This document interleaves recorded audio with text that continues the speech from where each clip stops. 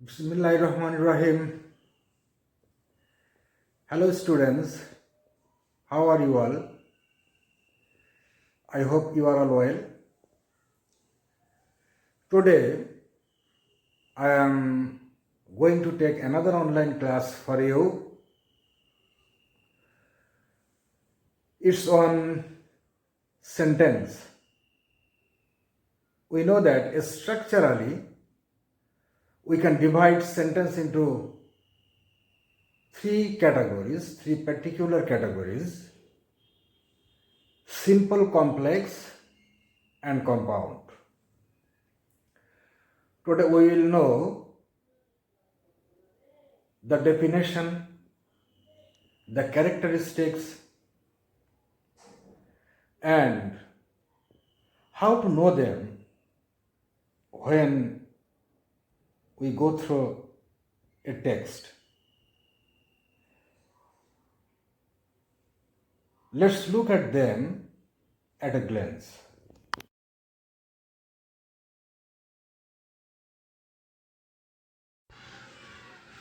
তো স্টুডেন্টস, গঠনভেদে আমরা ইংরেজিতে সেন্টেন্সকে তিন ভাগে ভাগ করতে পারি। একটা হচ্ছে সিম্পল, কমপ্লেক্স, আর একটা হচ্ছে কম্পাউন্ড। তো এখানে প্রথমে সিম্পল সেন্টেন্স সরল বাক্য, কম্পাউন্ড সেন্টেন্স যৌগিক বাক্য এবং কমপ্লেক্স সেন্টেন্স জটিল বাক্য। এই তিনটা বাক্য আমরা শিখব। তাহলে সবসময় মনে রাখতে হবে অর্থভেদে কিন্তু সেন্টেন্স 5 প্রকার, আর গঠনভেদে হচ্ছে 3 প্রকার। গঠনভেদে 3 প্রকার কি? Simple, compound and complex. এখন দেখি সিম্পল সেন্টেন্স কি। সিম্পল সেন্টেন্স কাকে বলে বা সিম্পল সেন্টেন্সের বৈশিষ্ট্যগুলা কি? তাহলে যে সেন্টেন্সে একটিমাত্র সাবজেক্ট এবং একটিমাত্র ফাইনাইট ভার্ব থাকে তাকে সিম্পল সেন্টেন্স বলে। সিম্পল সেন্টেন্সে কি থাকবে? একটিমাত্র সাবজেক্ট থাকবে এবং একটিমাত্র ফাইনাইট ভার্ব থাকবে, তাকে সিম্পল সেন্টেন্স বলা হবে। তাহলে নিচের যে দুইটা সেন্টেন্স এখানে দেওয়া আছে আমরা একটু দেখি। আই রিড এ বুক, আমি একটি বই পড়ি। হি রিডস এ বুক, সে একটি বই পড়ে। তাহলে এখানে আই হচ্ছে সাবজেক্ট প্রথম সেন্টেন্সে, তাহলে একটা সাবজেক্ট পাওয়া গেল। আর রিডটা হচ্ছে ফাইনাইট ভার্ব, তাহলে এখানে একটি সাবজেক্ট এবং একটি ফাইনাইট ভার্ব পাওয়া গেল। সুতরাং এটি হচ্ছে একটা সিম্পল সেন্টেন্স। আর এটা সেন্টেন্সের কোনো অংশ না, যেহেতু পুরো অর্থই প্রকাশ করছে, এজন্য এটাকে ক্লজ বলা যাবে না, এটাকে ফুল সেন্টেন্স বলতে হবে। হি রিডস এ বুক, এখানে হিটা হচ্ছে সাবজেক্ট, রিডসটা হচ্ছে এখানে ভার্ব। তাহলে একটি সাবজেক্ট আছে আর একটা ফাইনাইট ভার্ব আছে, তাহলে এটাও হচ্ছে একটা সিম্পল সেন্টেন্স।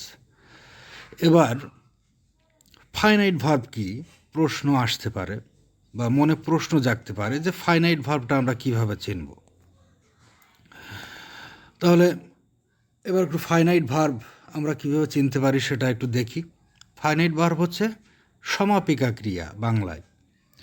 ফাইনাইট ভার্বের অর্থ হচ্ছে সমাপিকা ক্রিয়া, অর্থাৎ যে ভার্ব বাক্যের অর্থ সম্পূর্ণভাবে প্রকাশ করতে পারে, যে ভার্ব বাক্যের অংশ সম্পূর্ণভাবে প্রকাশ করতে পারে সেটা হচ্ছে ফাইনাইট ভার্ব। এখন এখানে আমাদের ভেতরে কনফিউশন জাগতে পারে যে বাক্যের অর্থ সম্পূর্ণভাবে প্রকাশ করছে কি করছে না।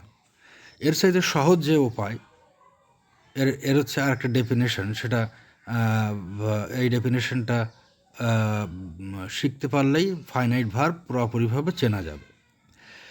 সেটা কি? যে ভার্বের রূপ বা আকার সেন্টেন্সের সাবজেক্ট এবং সেন্টেন্সের সাবজেক্টের নাম্বার ও পার্সন অনুযায়ী যার রূপরেখা নির্ধারিত হয় এবং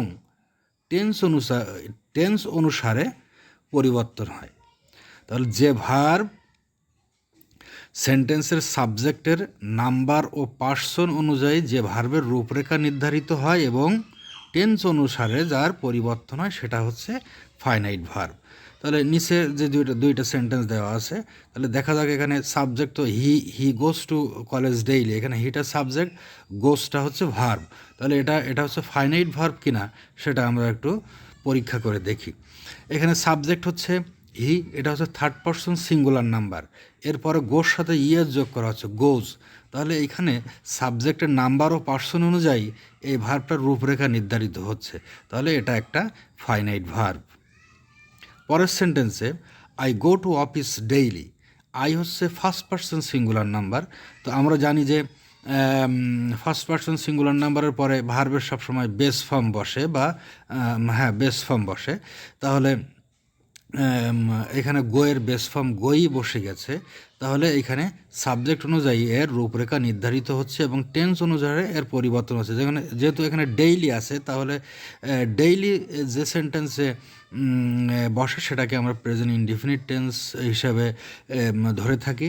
তাহলে এখানে গোয়ের প্রেজেন্ট ফর্ম আছে, তাহলে দেখা যাচ্ছে যে সাবজেক্টের নাম্বার ও পার্সন এবং ভার্বের টেন্স অনুসারে এই ফাইনাইট ভার্বটার এখানে পরিবর্তন হচ্ছে। সুতরাং এখানে গোটা ফাইনাইট ভার্ব। এখন আমরা শিখব ক্লজ কি। ক্লজ যেহেতু কম্পাউন্ড ও কমপ্লেক্স সেন্টেন্স শিখতে গেলে আমাদেরকে ক্লজ কি সেটা জানতে হবে, ক্লজটা চিনতে শিখতে হবে কোনটা কোন ক্লজ। তাহলে ক্লজ হলো বাক্যের একটি অংশ যার একটি সাবজেক্ট ও একটি ভার্ব থাকে। তাহলে ক্লজটা কিন্তু সম্পূর্ণ একটা বাক্য নয়, এটি হচ্ছে বাক্যের একটি অংশ যার একটি সাবজেক্ট ও একটি ভার্ব থাকে। ক্লজকে প্রধানত তিন ভাগে ভাগ করা যেতে পারে। ক্লজ প্রধানত তিন প্রকার। কি কি? প্রিন্সিপাল ক্লজ, সাবঅর্ডিনেট ক্লজ, আর একটা কি? Coordinate clause. তাহলে ক্লজ মূলত তিন প্রকার: প্রিন্সিপাল ক্লজ, সাবঅর্ডিনেট ক্লজ আর কোঅর্ডিনেট ক্লজ। তাহলে এবার দেখি প্রিন্সিপাল ক্লজ কি, সাবঅর্ডিনেট ক্লজ কি, কোঅর্ডিনেট ক্লজ কি, সেটা আগে আমরা চিনতে শিখি। প্রিন্সিপাল ক্লজ, প্রিন্সিপাল ক্লজের অর্থ প্রকাশ করার জন্য অন্য কোনো ক্লজের উপর নির্ভরশীল থাকে না। তাহলে প্রিন্সিপাল ক্লজ এর অর্থ প্রকাশ করতে গেলে সম্পূর্ণরূপে অন্য কারোর উপরে নির্ভর করা লাগে না। ঠিক আছে? তাহলে প্রিন্সিপাল ক্লজের অর্থ প্রকাশ করতে গেলে অন্য কোনো ক্লজের সাহায্য দরকার হয় না। এই ক্ষেত্রে আমরা মূল যে ক্লজটাকে যদি আমরা আলাদাভাবে যদি লিখি, তাহলে সেই ক্ষেত্রে এটা সম্পূর্ণ অর্থ প্রকাশ করতে পারে। তাহলে নিচের যে সেন্টেন্সটা সেটা কি, I have a cow which is red. এখানে আই হ্যাভ এ কাউ, এটা হচ্ছে প্রিন্সিপাল ক্লজ। তার কারণ কি, এটাকে আমরা যদি সেপারেট করে লিখি, I have a cow which is রেডটাকে যদি বাদ দিয়ে সেপারেট করে লিখি, তাহলে কি দেখা যাচ্ছে যে সম্পূর্ণ অর্থ প্রকাশ করতে পারছে, স্বাধীন বাক্য হিসেবে ব্যবহৃত হতে পারছে। তাই এটা হচ্ছে প্রিন্সিপাল ক্লজ, প্রধান ক্লজ বা মেইন ক্লজ। তাহলে এইখানে এর যে বৈশিষ্ট্যটা কি হবে, প্রিন্সিপাল ক্লজ এর অর্থ প্রকাশ করার জন্য অন্য কোনো ক্লজের উপর নির্ভর করে না। এবার দেখি সাবঅর্ডিনেট অ্যান্ড কোঅর্ডিনেট ক্লজ কি।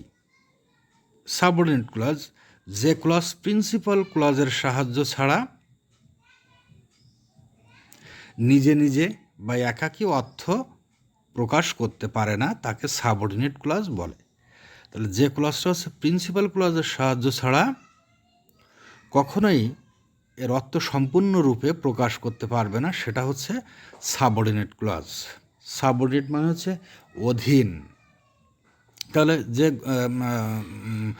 প্রিন্সিপাল ক্লজের সময় যে এক্সাম্পলটা আমরা দেখছিলাম, সেটা এখানে আবার একটু দেখি। I have a cow which is red. তাহলে কি হচ্ছে, এখানে I have a cow principal clause, তার কারণ কি, এটা স্বাধীনভাবে অর্থ প্রকাশ করতে পারবে হুইচ ইজ রেড এই অংশটার উপর নির্ভর না করেও। কিন্তু হুইচ ইজ রেডটাকে যদি আমরা আলাদাভাবে লিখি, তাহলে কি হবে, এখানে এই অংশটা সম্পূর্ণভাবে মনের ভাব প্রকাশ করতে পারবে না। প্রকাশ করতে হলে তাকে অবশ্যই প্রিন্সিপাল ভার্বের হেল্প নিতে হবে। এবার হচ্ছে কোঅর্ডিনেট ক্লজ। কোঅর্ডিনেট ক্লজ কি? কোঅর্ডিনেট ক্লজ হচ্ছে যখন দুই বা ততোধিক একই জাতীয় ক্লজ কোনো কোঅর্ডিনেটিং কনজাংশন দ্বারা যুক্ত থাকে, তাকে কোঅর্ডিনেট ক্লজ বলে। সেক্ষেত্রে ক্লজ দুটিই স্বাধীন থাকে। তাহলে কোঅর্ডিনেট ক্লজ কি? কোঅর্ডিনেট ক্লজের দুইটা ক্লজই স্বাধীন, দুইটা ক্লজই প্রিন্সিপাল, কিন্তু কোঅর্ডিনেটিং কনজাংশন দ্বারা এই দুইটাকে কানেক্ট করে দুইটা স্বাধীন বাক্যকে একসাথে কানেক্ট করে কমপ্লেক্স সেন্টেন্স তৈরি করা হচ্ছে।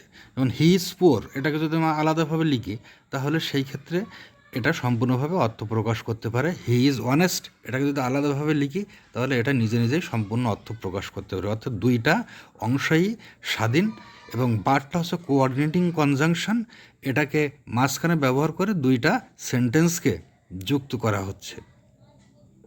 সুতরাং এটা হচ্ছে কোঅর্ডিনেট ক্লজ। এবার কম্পাউন্ড সেন্টেন্স কি সেটা আমরা দেখব।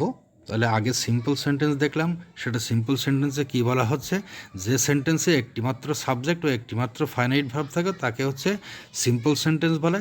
এরপরে কম্পাউন্ড সেন্টেন্স কি, যে সেন্টেন্সে দুই বা ততোধিক প্রিন্সিপাল ক্লজ থাকে। প্রিন্সিপাল ক্লজ কি, যে ক্লজটা নিজে নিজেই স্বাধীনভাবে অর্থ প্রকাশ করতে পারে।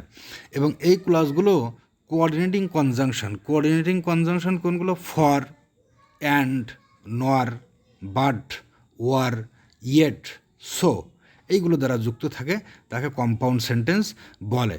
কোঅর্ডিনেটিং কনজাংশনগুলো ফ্যান বয়েজ শব্দ দ্বারা সহজে আমরা মনে রাখতে পারি। ফ্যান বয়েজ, এফতে হচ্ছে ফর, এতে অ্যান্ড, এনতে নর, বিতে বাট, ওতে ওয়ার, ওয়াইতে ইয়েট, এসতে সো। তাহলে যে সেন্টেন্স এ দুই বা ততোধিক প্রিন্সিপাল ক্লজ থাকে এবং ফর, অ্যান্ড, নর, বাট, ওয়ার, ইয়েট, সো এইগুলো দ্বারা যুক্ত থাকে তখন সেটাকে আমরা কম্পাউন্ড সেন্টেন্স বলবো। কম্পাউন্ড সেন্টেন্সের যে কোঅর্ডিনেটিং কনজাংশন এইগুলা মনে রাখতে গেলে ফ্যান বয়েজ শব্দটা যদি আমরা মনে রাখি তাহলে এই শব্দগুলো আমরা সহজেই মনে রাখতে পারবো। তাহলে এক্সাম্পলটা দেখি, হি is poor but he is honest.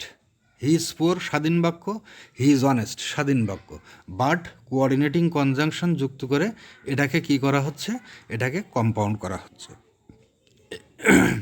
তাহলে দেখা যাক যে নিচে যে ব্যাখ্যাটা এখানে দেওয়া আছে সেটা আমরা আবার একটু পড়ে দেখি। এখানে হি ইজ পুয়ার এবং হি ইজ অনেস্ট দুটি principal clause coordinating conjunction but দ্বারা যুক্ত হয়ে কম্পাউন্ড সেন্টেন্সটি গঠিত হয়েছে। পরের অংশে যাই, কমপ্লেক্স সেন্টেন্স। কমপ্লেক্স সেন্টেন্সটা কি সেটা আমরা দেখব, কমপ্লেক্স সেন্টেন্সের বৈশিষ্ট্য কি সেটা আমরা দেখব। তাহলে যে সেন্টেন্সে একটিমাত্র প্রিন্সিপাল ক্লজ থাকে এবং এক বা একাধিক সাবঅর্ডিনেট ক্লজ থাকে তাকে কমপ্লেক্স সেন্টেন্স বলে। তাহলে একটি কমপ্লেক্স সেন্টেন্সে কি থাকবে, একটিমাত্র প্রিন্সিপাল ক্লজ থাকবে এবং এক বা একাধিক সাবঅর্ডিনেট ক্লজ থাকবে, একটিও থাকতে পারে একের অধিকও থাকতে পারে, তাকে আমরা কমপ্লেক্স সেন্টেন্স বলবো। কমপ্লেক্স সেন্টেন্সে সাবঅর্ডিনেটিং কনজাংশন দ্বারা কি করা হয়, প্রিন্সিপাল এবং সাবঅর্ডিনেট ক্লজকে কানেক্ট করা হয়। এবং এই যে সাবঅর্ডিনেটিং কনজাংশনটা যে অংশে থাকে সেটাকে আমরা সবসময় সাবঅর্ডিনেট ক্লজ বলে থাকি। এই সাবঅর্ডিনেটিং কনজাংশনগুলো দো, অলদো, টিল, আনটিল, বিফোর এবং যত ডাব্লুএইচ আছে, হুইচ, হোয়াট, হোয়েন, হু, হুম, এইগুলা, after, unless, since, if, as, because, that ইত্যাদি দ্বারা এই সাবঅর্ডিনেটিং কনজাংশনটা শুরু হয়। তাহলে কমপ্লেক্স সেন্টেন্স কি, যে সেন্টেন্সে একটা প্রিন্সিপাল ক্লজ থাকবে এবং এক বা একাধিক সাবঅর্ডিনেট ক্লজ থাকবে এবং সাবঅর্ডিনেট ক্লজটা সাবঅর্ডিনেটিং কনজাংশন দ্বারা যুক্ত থাকবে, সেটা হচ্ছে আমরা কমপ্লেক্স সেন্টেন্স হিসেবে কমপ্লেক্স সেন্টেন্স হিসেবে তাকে আমরা নামকরণ করব। এবার এক্সাম্পলটা দেখি, we know that he is honest. We know একটা অংশ, দ্যাট হি ইজ অনেস্ট এটা আর একটা অংশ। তাহলে উই নো এটা হচ্ছে প্রিন্সিপাল ক্লজ, এটাকে যদি আমরা আলাদা করে লিখি তাহলে আমরা এই অংশটা স্বাধীনভাবে অর্থ প্রকাশ করতে পারছে। দ্যাট হি ইজ অনেস্ট এটাকে যদি আমরা আলাদা করে লিখি তাহলে এটা সম্পূর্ণভাবে মনের ভাব প্রকাশ করতে পারছে না। দ্যাট যে হি ইজ অনেস্ট, যে সে সৎ। তাহলে যে সে সৎ এই কথাটা যদি আমরা বাংলায় বলি তাহলে দেখা যাচ্ছে এর অর্থ সম্পূর্ণ হচ্ছে না।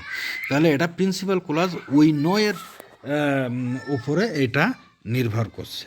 তাহলে এখানে দেখি ব্যাখ্যাটা কি দেওয়া আছে, এখানে উই নো হচ্ছে প্রিন্সিপাল ক্লজ এবং দ্যাট হি ইজ অনেস্ট হচ্ছে সাবঅর্ডিনেট ক্লজ।